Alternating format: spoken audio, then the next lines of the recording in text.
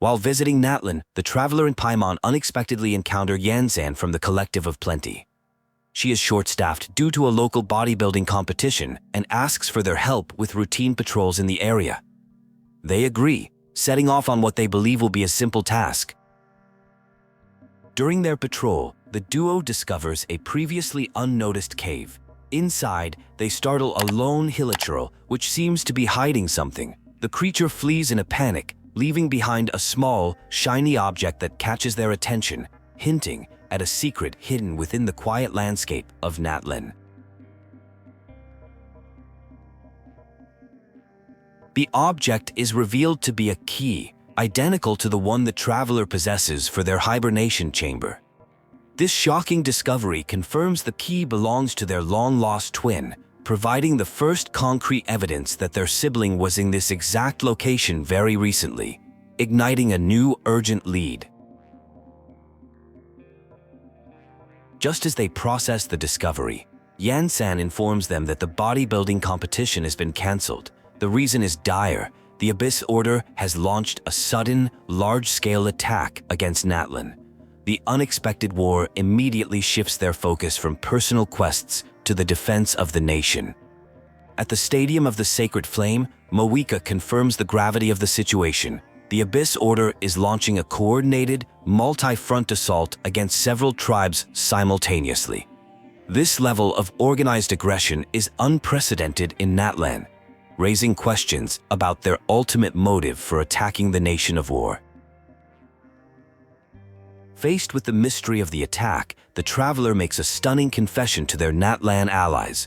The leader of the Abyss Order is their own twin.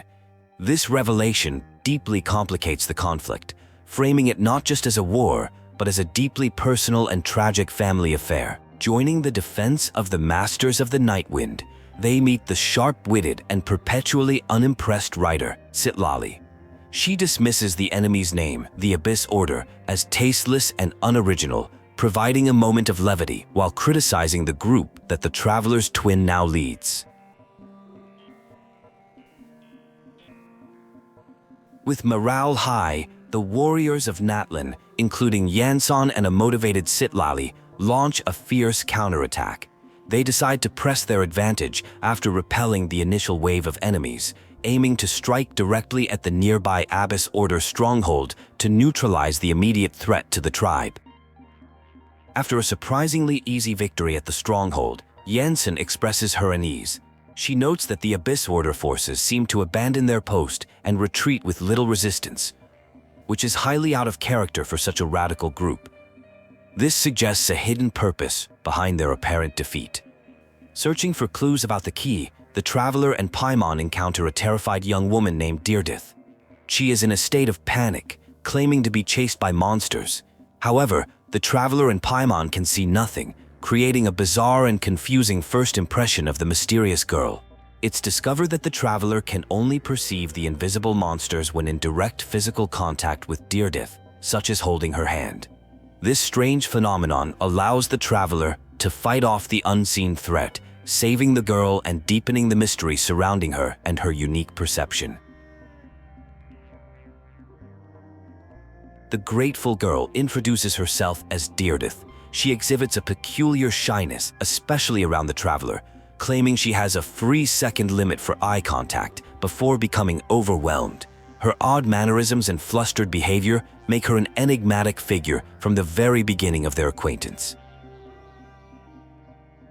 Deardith explains that she is from a remote village and is on a sacred journey. A sage once prophesied a coming doomsday, which could only be averted by a figure known as the Savior. Deardith's quest is to find this legendary savior before the foretold disaster strikes her world. Deardith reveals that while the traveler's appearance is an uncanny match to the savior's description, there's one key difference: gender. The prophesied savior is a woman. This detail makes it clear to the traveler and Paimon that the person Deardith seeks is none other than the traveler's twin.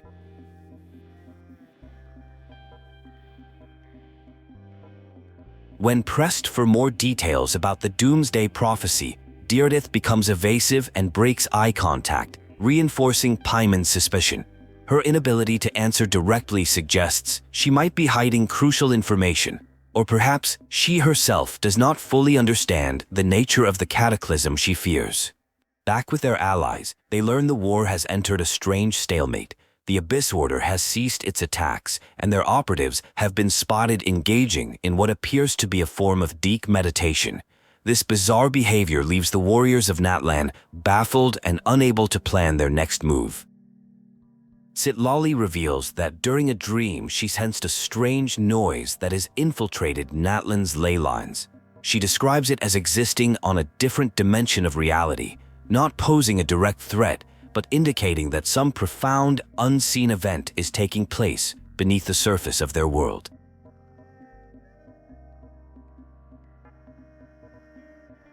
Upon hearing the story of Deardith, her invisible monsters, and her quest for the savior who leads the Abyss Order, Yansan grows deeply suspicious.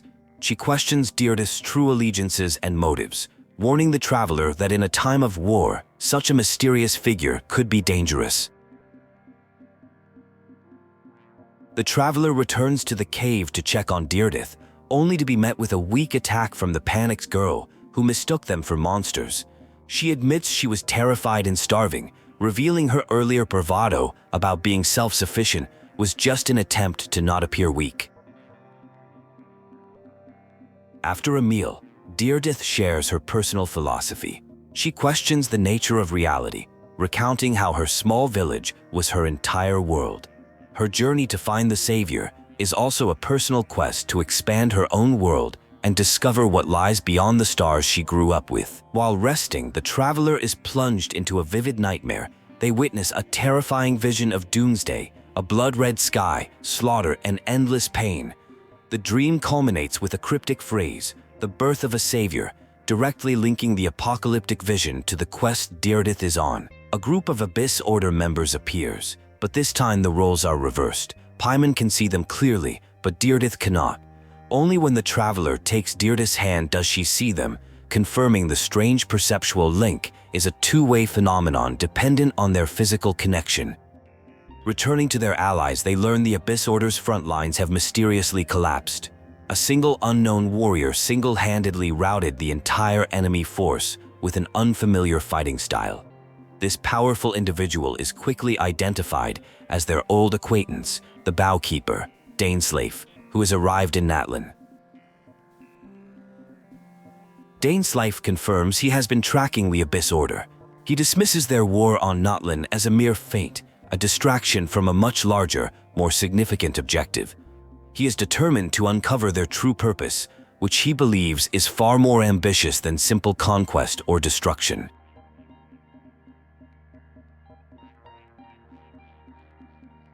After hearing about Deardith, Dainsleif provides a crucial piece of the puzzle. He reveals that the title of Savior was not something the traveler's twin chose, but a name bestowed upon her by the desperate people of Cainriah during the Cataclysm, cementing her role as their last hope.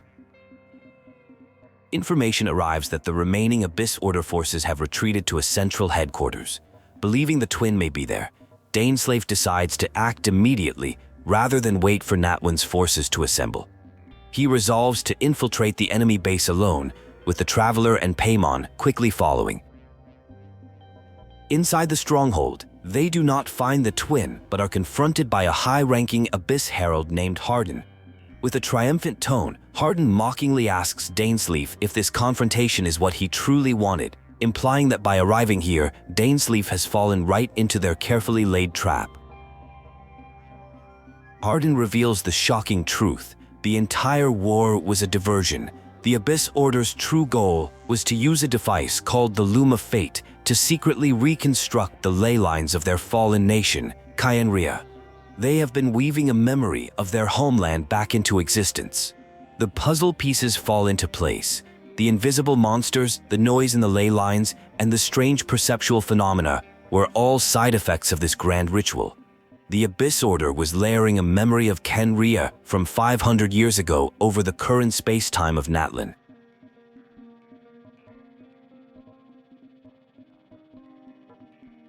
Dainsleif is shocked to recognize the Abyss Herald as Hardin, a former colleague he believed was long dead. Hardin reveals that he, like Dainsleif, bears the curse of immortality, having survived for 500 years since the fall of their nation, setting the stage for a tragic reunion between former comrades.